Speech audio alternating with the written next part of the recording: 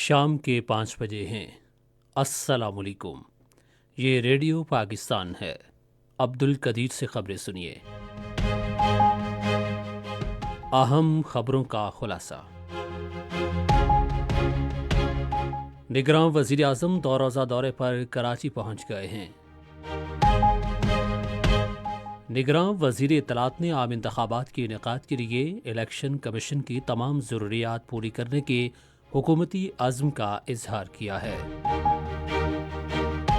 نگراں وزیر دفاع نے کہا ہے کہ پاکستان آذربائیجان کے ساتھ دفاعی پیداوار کے شعبے میں تعاون بڑھانا چاہتا ہے۔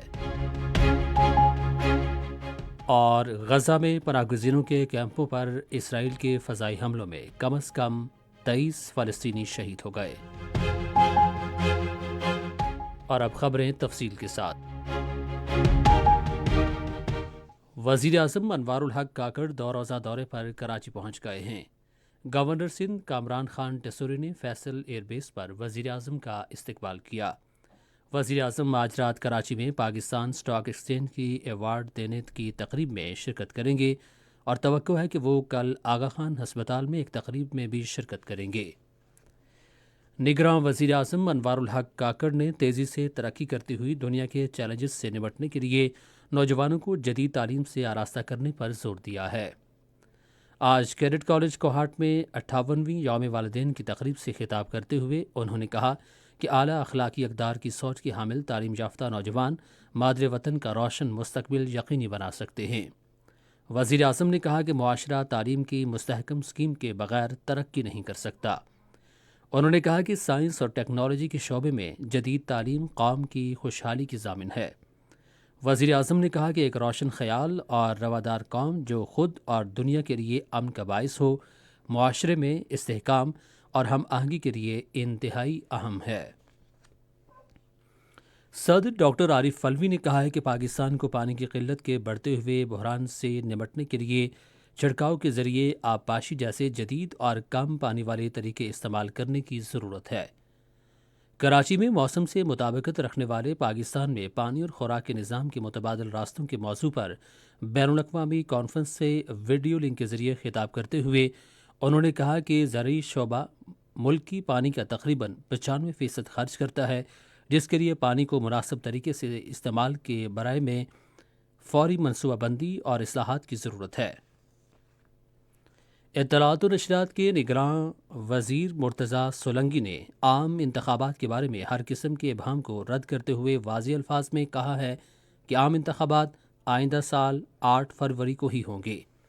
انہوں نے سندھ کے وزیر اطلاعات محمد احمد شاہ کے ساتھ آج کراچی میں گفتگو کرتے ہوئے آزادانہ، منصفانہ اور شفاف انتخابات کے انعقاد کے لیے الیکشن کمیشن کی ہر مالی، انتظامی اور سیکیورٹی ضرورت پوری کرنے کے حکومت کے عزم کا اظہار کیا۔ مرتضیٰ سولنگی نے کہا کہ انتخابات کے انعقاد کا ذمہ دار کوئی اور ادارہ نہیں بلکہ صرف الیکشن کمیشن ہے اور حکومت اس سلسلے میں معاونت کرے گی۔ انہوں نے کہا کہ انتخابات کے ذریعے وفاق اور صوبائی سطح پر اپنی مرضی کی حکومتیں لانا لوگوں کا حق ہے۔ وزیر دفاع انور علی حیدر نے کہا ہے کہ پاکستان آذربائیجان کے ساتھ دفاعی شعبے میں تعاون کو فروغ دینے کا خواہش مند ہے۔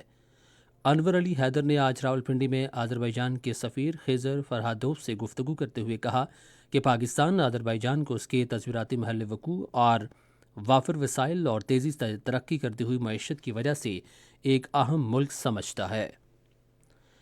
پاکستان نے اقوام متحدہ کے سیکرٹری جنرل کی طرف سے غزہ کی صورتحال پر سلامتی کونسل کی توجہ مبذول کرانے کے لیے اقوام متحدہ کے منشور کے آرٹیکل 99 کو استعمال کرنے کے فیصلے کا خیر مقدم کیا ہے۔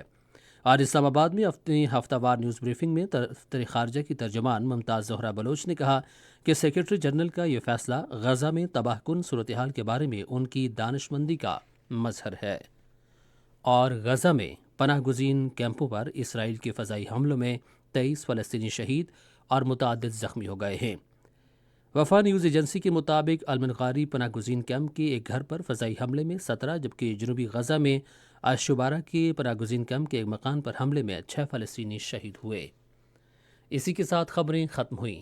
مزید خبروں اور تجزیوں کے لیے ہماری ویب سائٹ ہے radio.gov.pk اور فیس بک کے link radio Pakistan news official پر براہ راست ویڈیو سٹریمنگ بھی ملاحظہ کر سکتے ہیں۔